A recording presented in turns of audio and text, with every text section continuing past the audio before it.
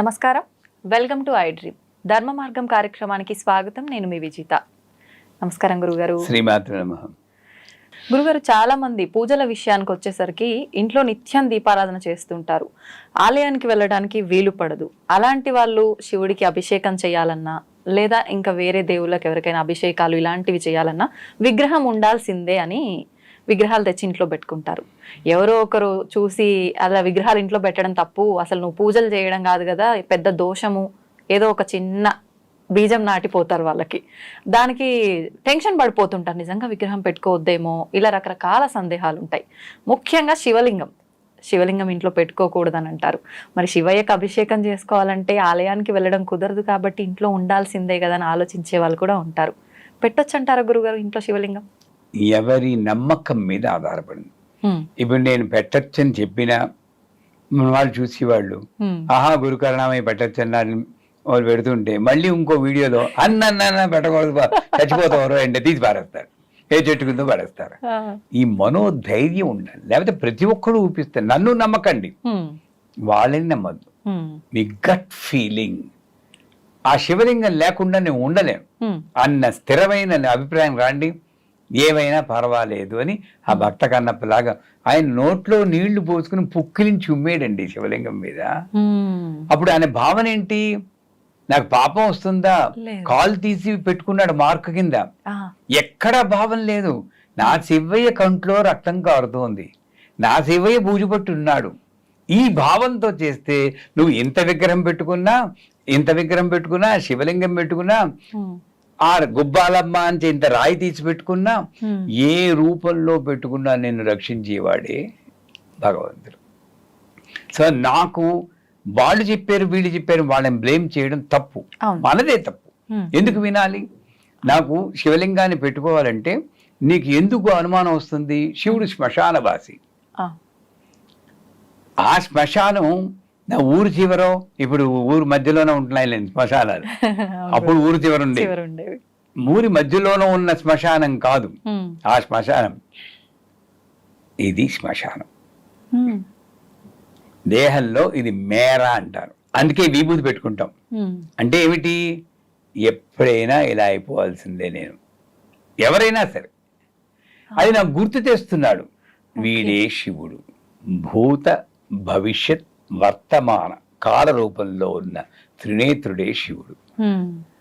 ఎక్కడున్నాడు శివుడు అంటే? శ్మశానం అంటే ఇది కాదు, అది కాదు, ఇది. అది అర్థం చేసుకుంటే నాకు భయం ఉండదు. చెప్పేవాడు శ్మశానంలో ఉన్నాడు, కోపంతో గంతులు వేస్తూ ఉన్నాడు, మనకి భయం శివుడు అంటే. పోనీ మీరు చెప్పారు ఆలయానికి వెళ్తున్నారని, అక్కడ కూడా వెళ్ళకపోతే ఆయనకైనా కోపం వస్తుందని వెళ్ళి వాళ్ళు చాలా మంది ఉంటారు. వెళ్ళాక ఆ ప్రసాదాన్ని మళ్ళీ ఇంటికి తీసుకురాకొద్దా? నిజమైన గురుగారు అంటూ చెప్తున్నాను. ఆకోదట్టా అన్నాను కానీ ఆకోదు అనలేదు. ఆ తెల్ల పువ్వు ఏదో ఇస్తారు, ఇస్తే మరి ఇంటికి తీసుకురాకూడదు అనుకుంటున్నారు మనం. ఇంటికి తీసుకొస్తే అశుభం, శ్మశానం.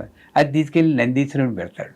అంటే వాళ్ళు పోయినా పర్లేదు, సాడిస్టిక్ ఫీలింగ్ కదా, లాజికల్ గా ఆలోచించే. నువ్వు ఏం చేయాలి? తీసుకెళ్ళి బయట పడేయాలి. నంది మీద పెడితే ఆయన ఇవ్వాలి పాపం.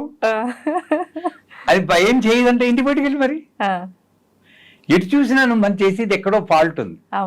అంచేత ఇక్కడ ప్రాబ్లం ఏంటంటే ఇంట్లో చేసుకుంటున్నానా, వీధిలో చేసుకుంటున్నానా, ఆన్లైన్లో చేసుకుంటున్నా, అది కాదు ప్రాబ్లం.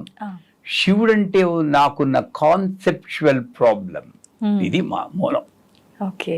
దీనికి ఎవరూ కర్తలు కాదు, మనమే కర్త. శివుడు శ్మశానవాసి. శివలింగము అనేది తాంత్రికంగా వేరే అర్థాలు ఉంటాయి, కొన్ని చోట్ల కొన్ని చెప్తారు. అంటే ఆడవాళ్ళు శివలింగాన్ని ముట్టుకోకూడదు, అది పరపురుషోత్త సమానం, అలా ఇస్తారు నిర్వచనాలు. దాని గురించి మనం వెళ్ళకూడదు, తిట్టేస్తారు. అందుకని అలా చెప్పి శివలింగాన్ని ముట్టుకోకూడదు అంటారు. అసలు ఇంకొంతమంది శివలింగానికి అభిషేకం చేయకూడదు, రుద్రం చదవకూడదు, ఆడవాళ్ళు ఏం చేయకూడదు. ఇదేదీ కాదు. ఒకవేళ నిజంగా అదే నిజమైన ఏదైతే అవుతుంది, నేను ఆ శివయ్యకి అభిషేకం చేయకుండా ఉండలేను అని చిన్న శివలింగం తెచ్చుకోను. యాక్చువల్గా చెప్పాలంటే శివలింగంలో పానబట్టం ఉంటుంది. ఇక్కడ శివుడు, ఇదేమో ఫీమేల్ అమ్మవారు, ఇదేమో అయ్యవారు. దాంపత్యాన్ని అభివృద్ధి చెందించేదే శివలింగం. శ్మశానం అనుకుని మానేస్తున్నారు మన వాళ్ళు. అవును. రెండు కలిసి ఉంటాయి. ఇక్కడ అమ్మవారు ఉంటారు, అక్కడ ఏవో ఉంటారు. ఇద్దరికి ఒకేసారి అభిషేకం చేసే అదృష్టం శివలింగంలో ఉందర్రా బాబు. ఎందుకు వదులుకుంటారు గురుగారు? నిజంగా ఎంత అర్థం ఉంది దీంట్లో, ఎంత మూర్ఖంగా ఆలోచిస్తున్నారు. అది మూర్ఖత్వం అనలేదు, అది కూడా ఎందుకు అనుకోవాలి. వాళ్ళకి పాపం ఎక్కడో చదువుతారండి, ఏదో చేస్తారు, బలహీనంగా కొట్టుకుంటూ ఉంటారు, వీళ్ళే తప్పులు చేస్తారు. ఇప్పుడు నాకు వచ్చి ఎవరైనా సరే నువ్వు ఇలా బాహాటంగా మంత్రాలు చదివిస్తున్నావు, చాలా పాపం అంటే, ఆహా అలాగా, మీ స్కూల్ ఆఫ్ థాట్ అది, నా స్కూల్ ఆఫ్ థాట్, నా గురువు ఇలా చెప్పారు, పర్లేదు. 70 ఏళ్ళు బతికేనా, ఇంకెన్నాళ్ళు పోతాం, బతుకుతాం, అంతే. గుండు వికలాన్ని బతికాం, బ్రహ్మాండమైన లైఫ్ ఉంది. Why should I fear? ఆ ఆత్మస్థైర్యం లేకపోవడమే లోపం. అంచేత అదొకటి. ఈ శివలింగాన్ని తెచ్చుకున్నాక సింప్లెస్ట్ పూజ శివలింగాన్ని చేయొచ్చు. ఎందుకంటే బోళాశంకరుడు అన్నాడు, అభిషేక ప్రియ అనుకోడు. కానీ నాకు విష్ణుమూర్తి అంటే కోపం కాదు, ఆయన్ని ఆరాధిస్తాం. ఏలకుల మాల పూజ అని చెప్పి చాలాసార్లు చెప్పుకున్నాం. ఆయన అలంకార ప్రియ. ఓహో పూలు దండలు వేసేసి భోగాలు చేసి అలంకారం చేయాలి, భోగాలు చేయాలి. అమ్మవారేమో స్తోత్ర ప్రియ. ఇందాకనే షూటింగ్ ముందు అనుకున్నాం, ఆడవాళ్ళని కాస్త పుడితే చాలు ఐస్ అయిపోతారు, అది తెలియక అభివరిస్తున్నారు మా వాళ్ళు అనుకున్నాం. లాజిక్ మిస్ అవుతున్నారు, లాజిక్ మిస్ అయిపోతుంది. కాస్త బాగుంది, ఆ చీర బాగుంది, చాలా బాగుంది అనుకుంటే అయిపోద్ది. అందుకని అమ్మవారు స్తోత్ర ప్రియ, విష్ణువు అభిషేక అలంకార ప్రియ, శివుడు అభిషేక ప్రియ. ఆ అభిషేకం కూడా ఆయనతో పంచామృతాలు పోయి అది పోయి ఇది పోయి అంటలేదు, మనకోదో వెరైటీగా ఉంటే బాగుంటుంది, తృప్తి కోసం చెప్తున్నాం. అందులో గంధోదకంతో చేయొచ్చు, గంధంలో నీళ్ళలో గంధం వేసేయచ్చు, విభూది ఉదకం అంటే విభూది వేసేయచ్చు, రుద్రాక్షలు వేసేయచ్చు, బిల్వాల పత్రాలు వేసేయచ్చు. ఆఖరికి మామూలు మంచినీళ్లు పోసేనా చేయొచ్చు. ఆయనకి కావాల్సింది ఓం నమ శివాయ, భక్తితో కృతజ్ఞత తెలపడమే.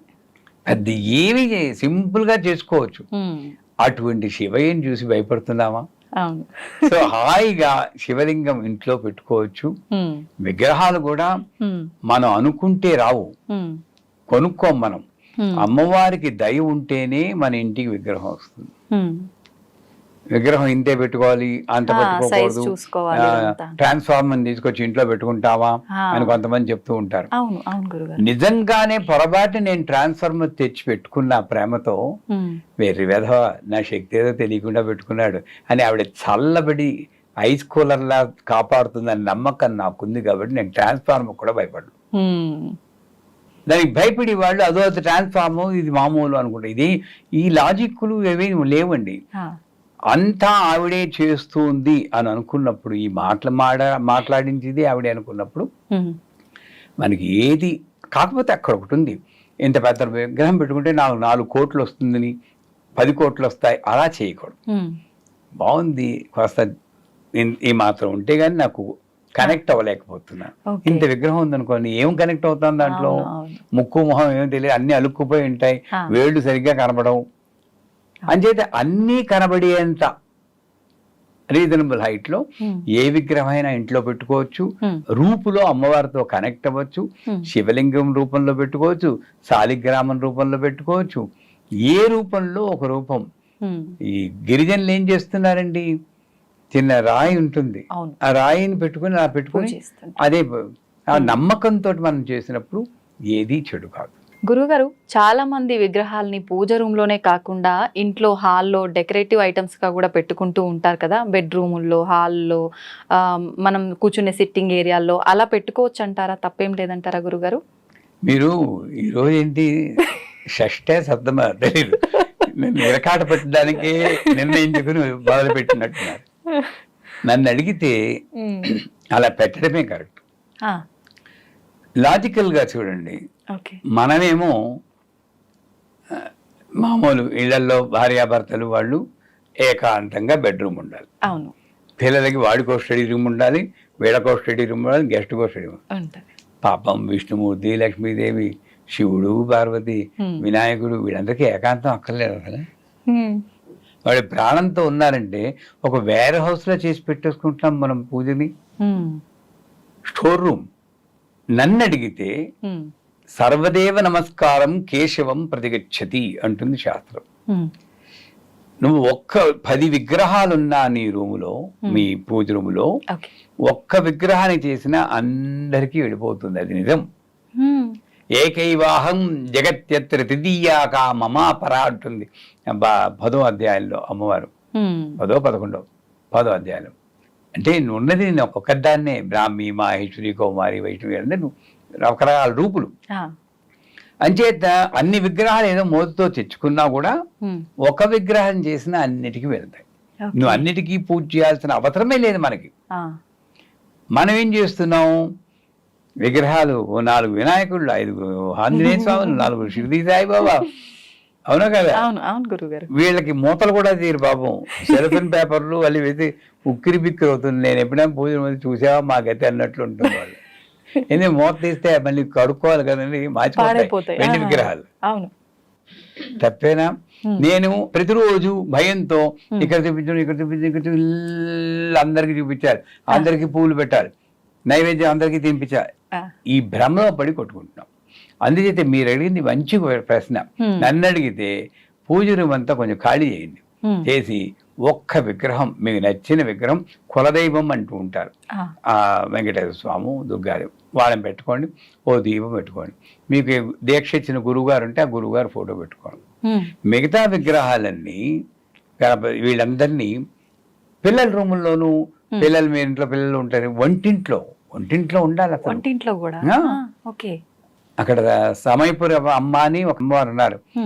ఆవిడ అక్కడ ఉంటే చాలా మంచిట, అగ్ని జ్వాలలా ఉంటుంది. అక్కడ చైతన్యవంతమైన ఫుడ్ తయారవుతుంది అంటారు. ఏదైనా సరే అన్నపూర్ణేశ్వరి విగ్రహాన్ని అక్కడ పెట్టుకోవాలి. ఆవిడ రక్షణ వల్ల అమృతం అవుతుంది.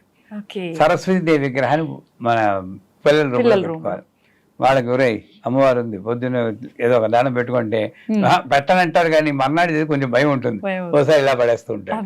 మెల్లిమెల్లిగా కొంచెం పూజలు నేర్చుకుంటాం. సో ఇలాగా మన ఇంట్లో పిల్లల్ని కూడా మనం మార్చుకోగల శక్తి ప్రతి విగ్రహాన్ని అన్నింటిలో మన ఎంట్రన్స్ లో వారాహిదేవి విగ్రహం పెడితే లోపలికి నెగిటివ్ ఎనర్జీ రాకుండా దుర్గాదేవి, హనుమంతుడు, దుర్గాదేవి, గణపతి, ఈ 3 విగ్రహాలు ఎంట్రన్స్ లో పెడితే లోపలికి వచ్చే శక్తిని అవి చెక్ చేస్తూ ఉంటాయి.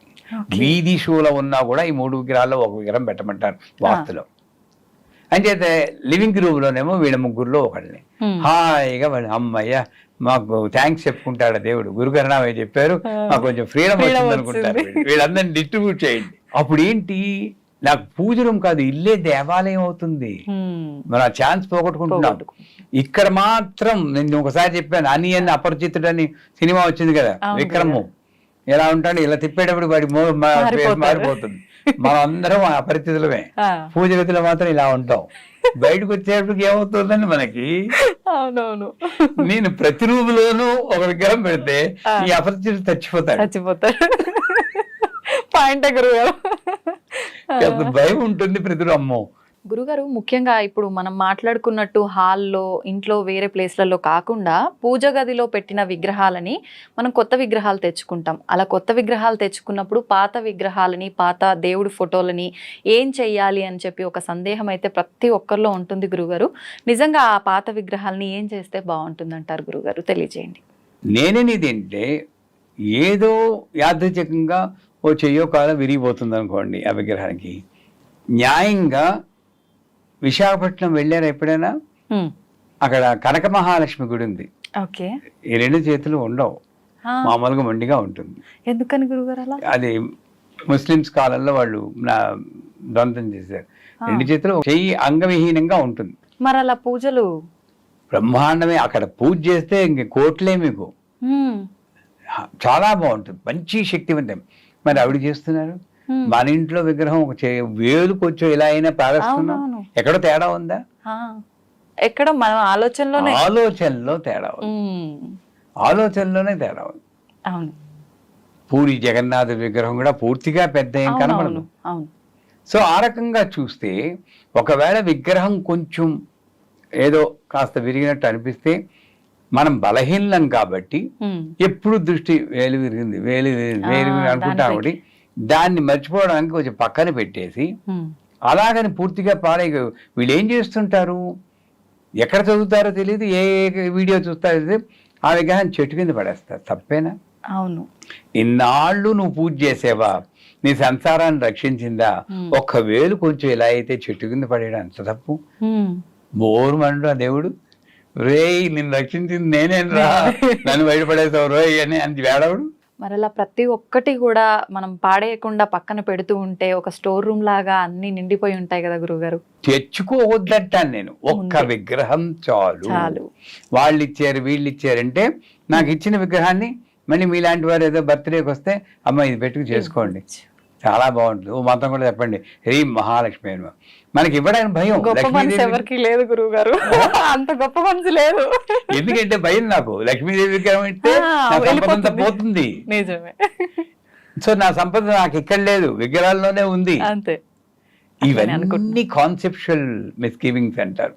అంచేత ఒక్క విగ్రహం పెట్టుకోండి, ఎక్కువ విగ్రహాలు తెచ్చుకోవద్దు. ఆ ఒక్క విగ్రహం కూడా కర్మగా ఏదైనా చిన్న భంగం అయితే పక్కనే పెట్టండి. ఆ విగ్రహానికి మీరు పట్టించుకోకలేదు, కొత్త విగ్రహాన్ని పెట్టండి. అంతేగాని బయట పారేయద్దు. ఆవిడ ఇంట్లో ప్రధాన దేవత, ఇంటికి అధిష్టాన దేవత, ఇంటి యజమాని. యజమాని ఎలా తరుగుతామమ్మా? చెట్ల కింద విగ్రహాలు, ఫోటోలు అన్ని పడేస్తూ ఉంటారు. చాలా భయంకరమైన పాపం అది నన్ను అడిగితే. ఎవడు ఇన్నాళ్ళు రక్షించాడో వాడిని కారుణ్యం లేకుండా పడేస్తాడు. అంచేత విగ్రహాలు, కొత్త విగ్రహాలు అసలు తేవడమే తప్పు. కొత్త విగ్రహాలు ఎందుకు తెస్తున్నారు? ఇది బాధపడిపోయింది అని కాదు. కొత్త విగ్రహాలు ఎందుకు తెస్తున్నారు అది రీజన్. లేదు ఇది విరిగిపోయింది, ఓకే, వ్యాలిడ్ రీజన్. అప్పుడు ఆ విగ్రహాన్ని అక్కడే పెట్టి కొత్త విగ్రహాన్ని ఇక్కడ పెట్టుకోండి. మళ్ళీ దానికి పువ్వు పెట్టాల్సిన పని లేదు. మీకు అంతకీ మైండ్ ఇదైతే పూరిలో 12 ఏళ్ళకు ఒకసారి ఆ శక్తిని తీసి ఇంకో విగ్రహంలో పెట్టేస్తారు. మీకు తెలుసా? విన్నాను గురుగారు. ఈ పాత విగ్రహాన్ని తీసి శ్మశానాన్ని తీసుకెళ్ళిపోతారు. అక్కడ భగవంతుడికి శ్మశానం ఉంది, అక్కడ పెట్టేస్తారు. ఈ విగ్రహం ఇంకా దీంట్లో శక్తి లేదు. పోనీ అదేదైనా మీకు తెలుసుకుని ఈ పాత విగ్రహం ఉన్నది మయా ఆవాహితేభ్యో సర్వదేభ్య దేవతాభ్యం అని చెప్పి ఇలా చూపించి దీంట్లో ప్రవేశించుగాక అని చెప్పి మైండ్ దాంట్లో సెట్ అయిపోయి ఇంకా అది మామూలు వేగి అలాగనే చేసుకో, ఏదో చేయండి. కానీ విగ్రహాన్ని మాత్రం, పాత విగ్రహాన్ని బయట పారేయకూడదు.